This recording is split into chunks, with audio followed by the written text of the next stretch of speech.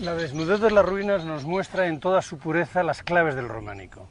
El arco de medio punto, el arco heredado de los romanos, es el elemento fundamental.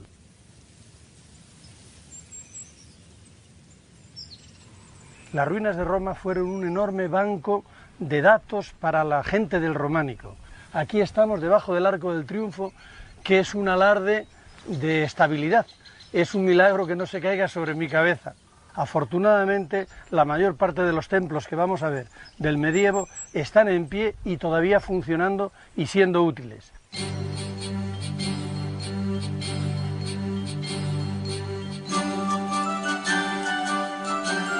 Durante la época románica, todos los pueblos que nacieron al calor de la Reconquista construyeron sus iglesias al estilo de la época, el románico.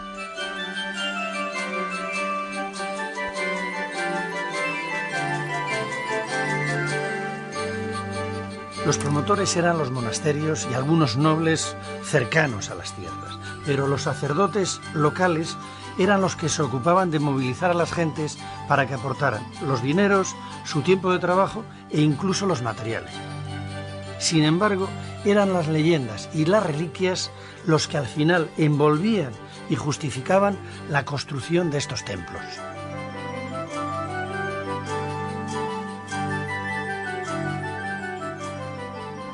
Esta maravillosa iglesia de San Salvador de Cantamuda lleva 900 años en este punto, prácticamente sin reformas, como la construyeron, y además, lo que es una suerte, abierta desde siempre al culto. Al fondo está la montaña que da origen a la leyenda y al nombre de la iglesia y del pueblo. Se cuenta que en aquella montaña de Tremalla había un castillo regentado por el conde Munio, que era un señor mayor y se fue a la guerra. Dejó en el castillo a su joven y bellísima esposa, doña Elvira. Y a la vuelta de la guerra, el buen hombre pensó que la señora le había engañado. Y para probarla, o para acabar con ella, la mandó por el desfiladero de la montaña descender en una noche de mucha tormenta en una mula que era falsa y ciega, y con una criada que era muda. Al llegar abajo, no solamente no se despeñaron, sino que, oh milagro, cantó la muda. Y la señora, doña Elvira, le convenció al conde de que erigiera en los bajos de aquellas praderas esta iglesia, en honor del Salvador. Por eso, este pueblo y la iglesia se llaman San Salvador de Cantamuda.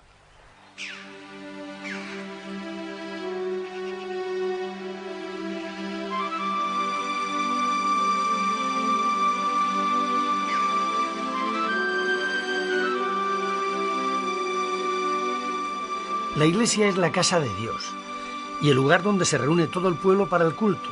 Por este motivo, la iglesia es el mejor edificio del pueblo, el más sólido, el más lujoso y el más ornamentado.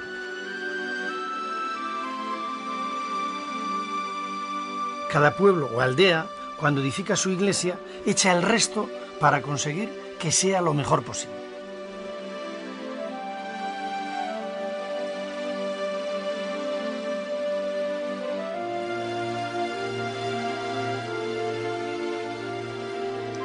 Una vez tomada la decisión de construir el templo, lo primero que hacían era buscar o contratar a un buen maestro de obra que fuera asequible y localizaban la cantera más cercana al pueblo para evitar gastos inútiles.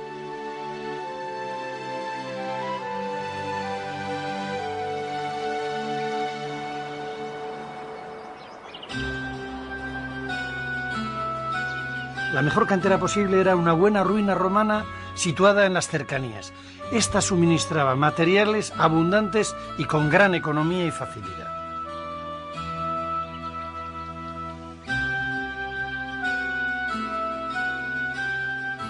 Este es el caso de la iglesia de Coruña del Conde, que guarda entre sus paredes gran cantidad de piedras de la vecina ciudad romana de Clunia.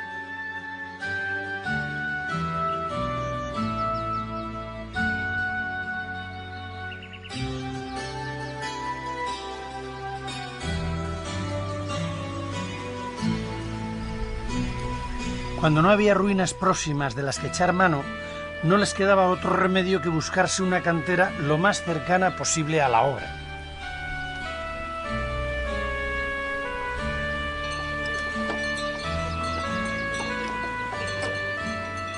El transporte se realizaba en carros tirados por mulas o carretas de bueyes como este que ven, y podía ser muy caro si la cantera estaba muy alejada de la obra.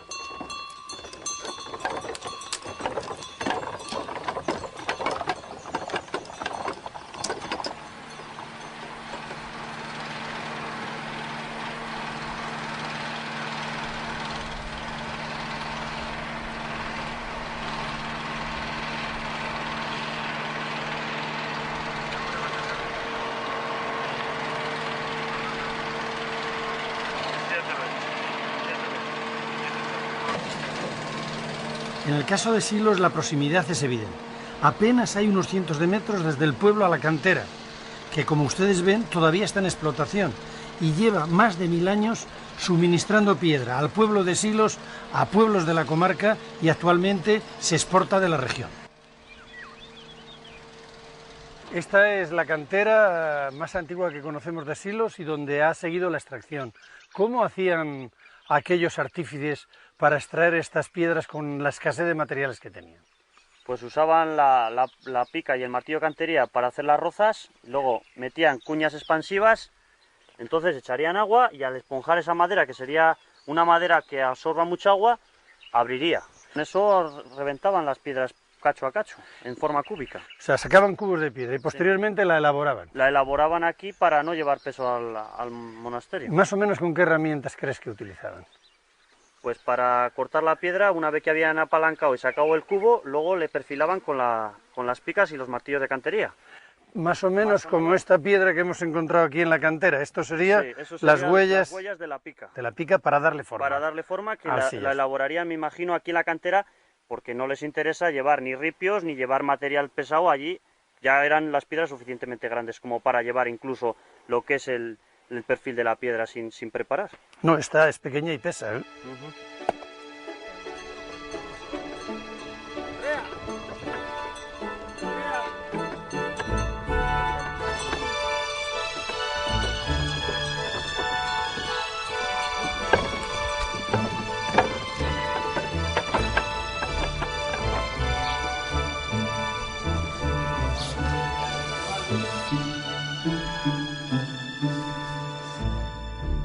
En el interior de la iglesia románica de San Miguel Arcángel de San Esteban de Gormaz existe una preciosa maqueta que nos cuenta cómo se construyó esta iglesia.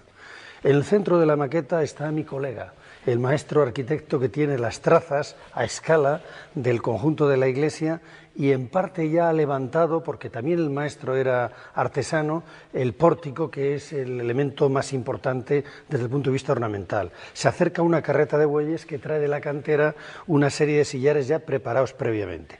Y cerca está el taller de cantería, donde el maestro cantero y su ayudante están regularizando los sillares. Ya tienen elaboradas algunas columnas, basas y capiteles de la iglesia. Está un taller de madera donde previamente han traído la madera desbastada del bosque y la están preparando ya para formar la cubierta. Los albañiles están encaramados en los muros colocando la mampostería, al igual que lo hacen los que colocan la teja.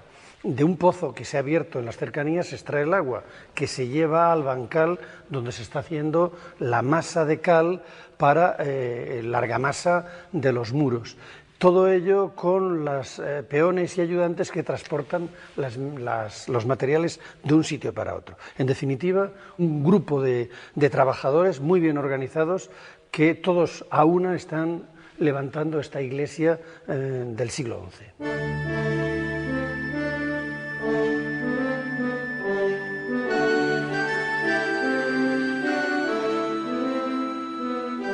Es casi milagroso que después de 10 siglos estas arcadas del pórtico permanezcan en pie todavía. Esto ha sido posible gracias a la maestría de la tecnología románica, que estaba basada en la observación de las obras públicas romanas, sobre todo los puentes, y en la experimentación posterior que cada maestro llevaba a cabo en cada una de sus obras. De esta manera, cada maestro de obra iba acumulando unos conocimientos arquitectónicos y una práctica que guardaba en secreto y solo la transmitía a su sucesor.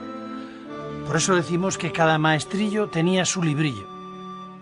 El maestro es ese hombre con primero, que conoce los oficios perfectamente, conoce todos los oficios que intervienen, es mucho más observador que el resto, con esa capacidad de observar y de proyectar y mandar y ver por qué razón se caen o se sustentan las cosas. O sea, que el maestro arquitecto de aquella época sería el que tiene toda la obra en la cabeza, el cuarto de las trazas, coordina a los maestros y les dice, planifica la obra también. Planifica, sí. Hoy sería, digamos, pues ese director de obra o ese aparejador también. Ese aparejador, perfectamente. Quizá ese es el nombre exacto, aparejador, ¿no?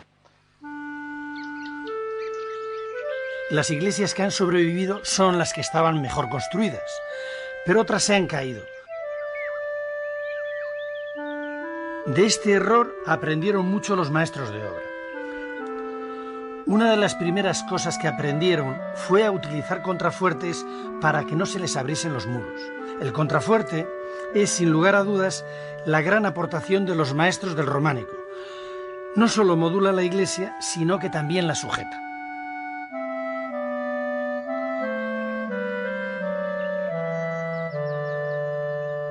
Este arco se terminará cayendo y a no mucho tardar, porque el empuje que tiene no está contrarrestado, no hay un contrafuerte. Para eso servían los contrafuertes en las iglesias románicas, para evitar que el empuje de los arcos tirara los muros y se desplomaran los arcos.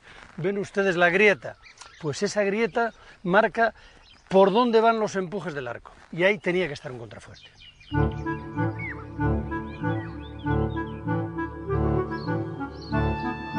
El maestro y su cuadrilla, que las más de las veces eran familiares, canteros, albañiles y carpinteros, iban de obra en obra. Eran itinerantes. Contrataban una obra, la hacían, la cobraban y se iban a otra parte. Para su desgracia y para nuestra ignorancia, la mayor parte de los maestros han permanecido en el anonimato. Hay algunas excepciones, como por ejemplo el caso de la iglesia de Rebolledo de la Torre, donde el maestro firma su obra. Por eso en el exterior de la ventana del pórtico hay una inscripción en latín en la que, además de señalar el nombre del promotor y la fecha de la obra, indica su propio nombre, el del maestro que la hizo. Por eso cuenta, hizo este portal el maestro Juan de Piasca.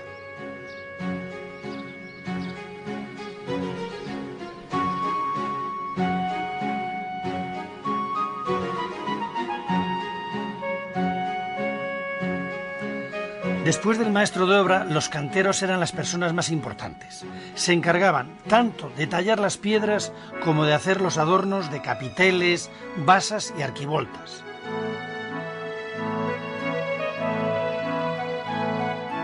También nos han dejado ejemplo de obras firmadas. En la portada de la iglesia de Revilla de Santullán, el cantero se ha atrevido a autorretratarse al final de una arquivolta que había decorado con la Última Cena. Y para que no quede ninguna duda, estampa su nombre. Michaelis me feci, me hizo Miguel.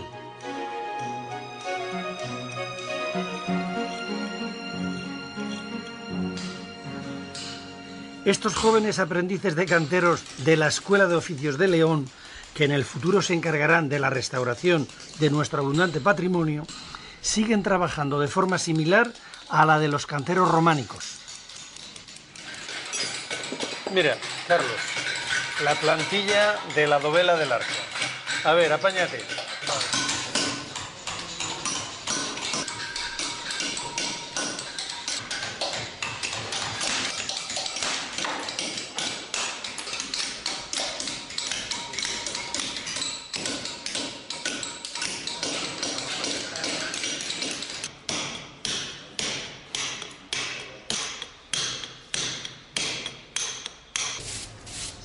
Una vez afilado más con el puntero y pasado con la uñeta de una forma irregular, pero más aproximado a las atacaduras, daríamos el trinchante siempre inclinado para que sirva de evacuación de aguas también. ¿Y qué tiempo puede tardar un cantero con maestría en acabar un sillar completo, una dovela como esta? Yo calculo más o menos que sobre día y medio, jornada y media.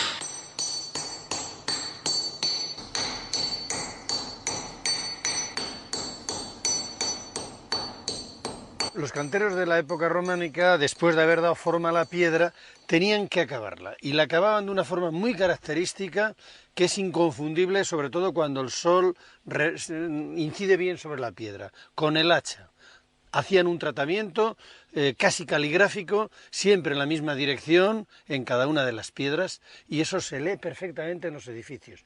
Y así sabemos que estos sillares son románicos.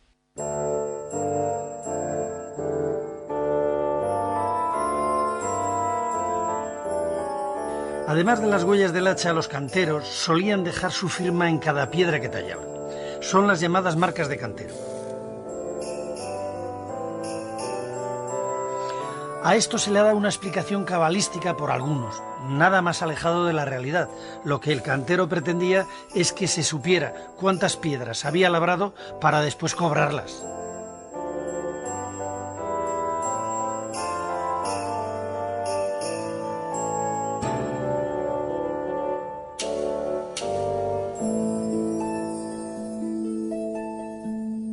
Cuando las piedras estaban listas, los albañiles se encargaban de levantar el edificio. La argamasa que utilizaban para pegar las piedras era una mezcla de cal, arena y agua. La cal era cal muerta, la habían apagado la cal viva previamente. Esta se ha utilizado hasta hace muy poco, hasta que se inventó el cemento moderno. Se produce por combustión de la piedra caliza. Mi padre tenía un calero y a mí me llamaban en el pueblo calero, o sea que de cal pues sabíamos bastante en la familia.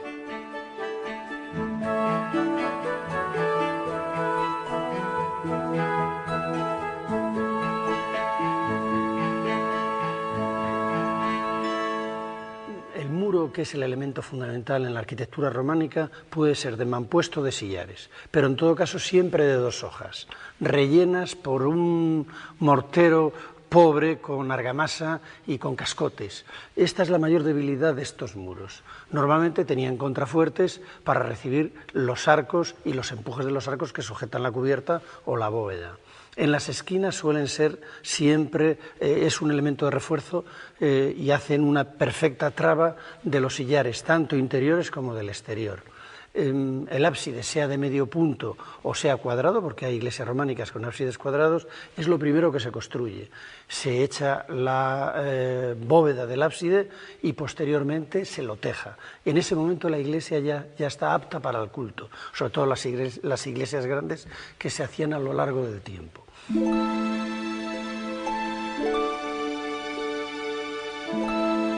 La forma más segura, más elegante, más apreciada y más cara para construir iglesias era mediante la utilización de piedras perfectamente talladas en forma de paralelepípedos rectangulares, más conocidos como sillares, y que se colocaban formando hiladas, que podemos ver de una manera magistral en esta preciosa iglesia palentina de Barrio de Santa María.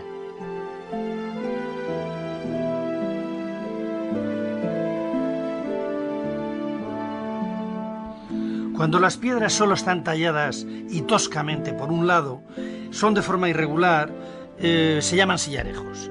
Para asentarlas se utilizaba en abundancia la masa de cal y arena, aunque sobre. Así está construida esta esbelta torre de lo que en su día fue el campanario de la iglesia de Llanguas, en Soria.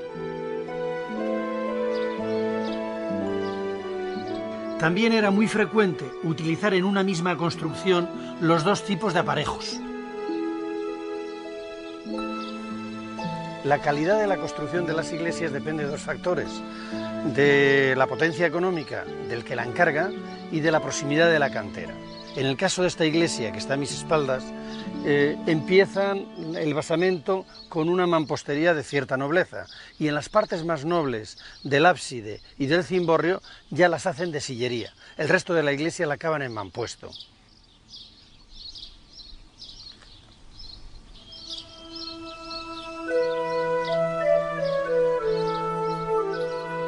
La mampostería más tosca, hecha con mortero y piedra sin tallar, se reservaba para construcciones muy humildes.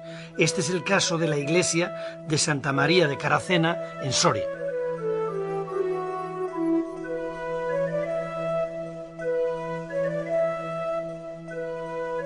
Cuando la iglesia estaba terminada, se procedía a su enfoscado. Se hacía el exterior para cubrir el mampuesto. Esta iglesia todavía conserva el enfoscado original.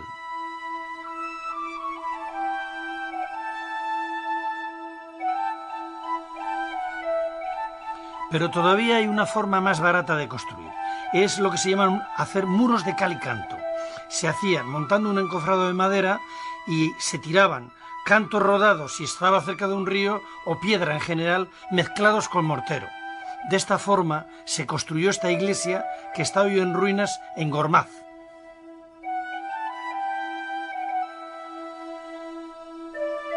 En los lugares donde era caro conseguir piedra o no la había, se recurría al ladrillo.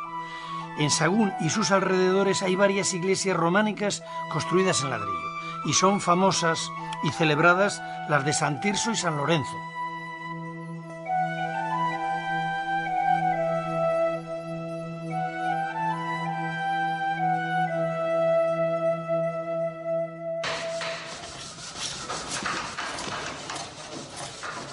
Otro de los oficios imprescindibles para la construcción era el de los carpinteros. Lo primero que hacían eran los andamios y lo último que hacían era la cubierta, pero entre tanto tenían que fabricar las cimbras, que eran muy importantes porque eran las que sujetaban y daban forma a los arcos antes de colocar las piedras. Una labor importantísima que se hacía al final de la obra era desencofrar o desencimbrar, que era cuando se podía caer el templo encima de los que quitaban los andamios.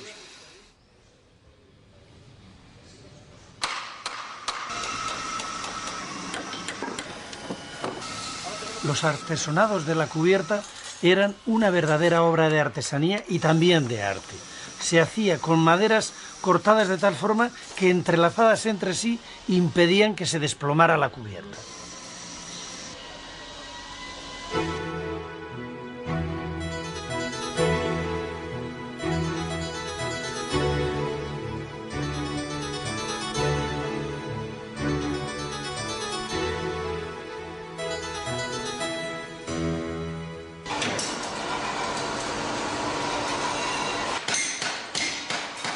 Otro de los oficios fundamentales en la construcción románica es el de los herreros. Estos eran los que manejaban la fragua, el herrero y sus ayudantes, que también podían ser familiares.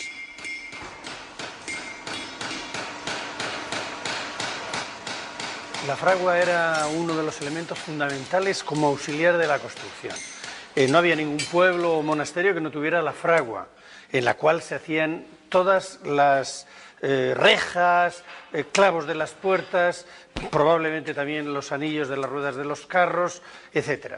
Y cada obra tenía que tener su fragua porque era fundamental mantener en buena forma las herramientas del taller de cantería, fundamentalmente los punteros, que eran los que más sufrían. Además de atender a las necesidades de la obra, los herreros se encargaban de realizar los herrajes de las puertas y las rejas que se colocaban en las ventanas para impedir los robos.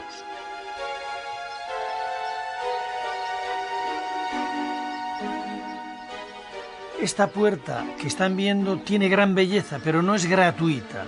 Cada clavo, cada hierro está puesto en la puerta para reforzarla. Es una puerta de seguridad, de modo que los clavos ayudan a la madera a proteger la iglesia de los robos.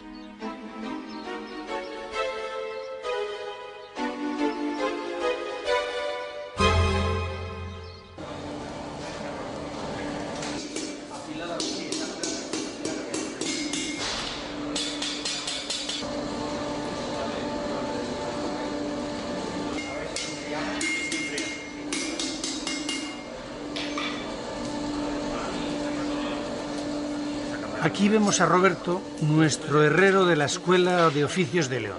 Está realizando una reja al modo románico, es decir, con abrazaderas que suplen a la soldadura que todavía no se había inventado por entonces.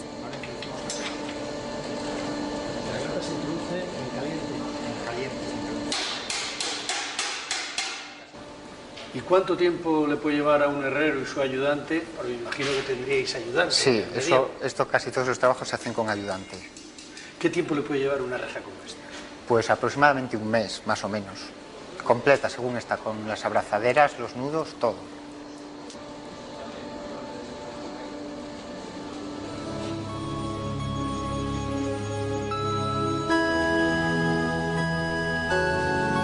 En algunos casos, debido quizás a la falta de medios económicos, la iglesia no se podía acabar tal y como estaba pensada.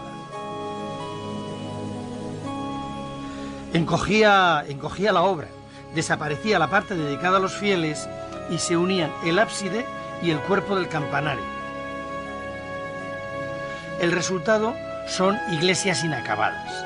Estas que ven son las de San Pantaleón de Losa y la de Barrios de Bureba, ambas en Burgos. Cuando acababan su labor los canteros y los albañiles se iban, entraban en la obra los pintores. Aunque ahora vemos que la mayoría de las iglesias románicas están desnudas, con la piedra vista, no era así originalmente. Los muros interiores se enlucían y posteriormente se decoraban con pinturas. El hombre medieval, el hombre de aquella época, no concebía el interior de sus iglesias sin el aditamento imprescindible de la pintura mural. En algunas ocasiones era un simple enlucido, un simple revoco, y en otras ocasiones esos enlucidos se decoraban con unas pinturas murales como las que tenemos aquí detrás de nosotros. Pero pintaban hasta los capiteles. Efectivamente, se pintaban los muros y aquellas partes que iban decoradas con labores escultóricas, los capiteles, a veces incluso partes del exterior, como podían ser las propias portadas o los canecillos, o las metopas que quedaban entre los canecillos también se decoraban con pintura.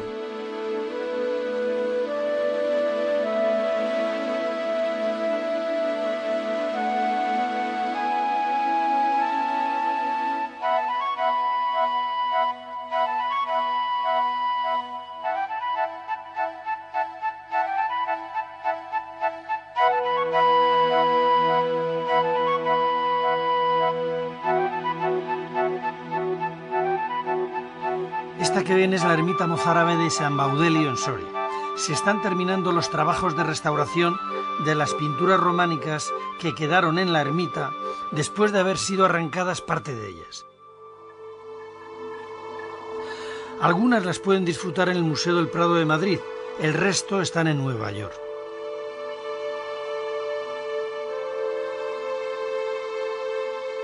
Los pintores que la realizaron, lo primero que hicieron fue enfoscar los muros para la preparación de la pintura.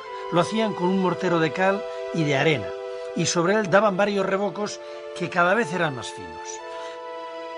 Sobre la última capa, aún húmeda, se trazaba con una cuerda batida las líneas maestras de la composición. Lo hacían igual que lo hacen ahora los albañiles que hacen los replanteos. Y después empezaban a pintar.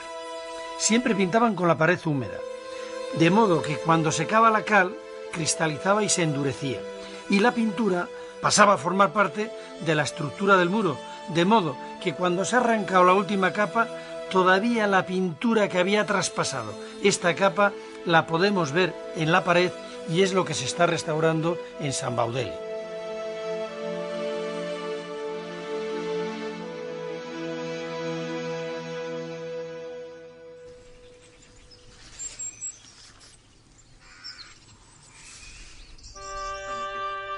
De todas las iglesias románicas que se hicieron, algunas se cayeron cuando las construían, otras se cayeron al poco, otras dejaron el sitio a una iglesia más importante, gótica, renacentista o barroca.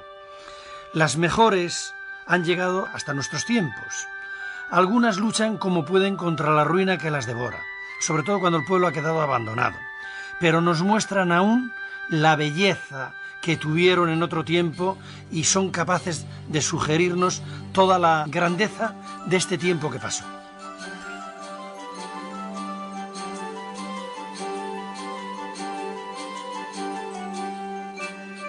Otras, y esto es lo más importante, siguen desafiando después de 1000 años el paso del tiempo y haciendo honor a los maestros medievales que las levantaron. No se las pierdan, véanlas en esta serie y sobre todo visítenlas.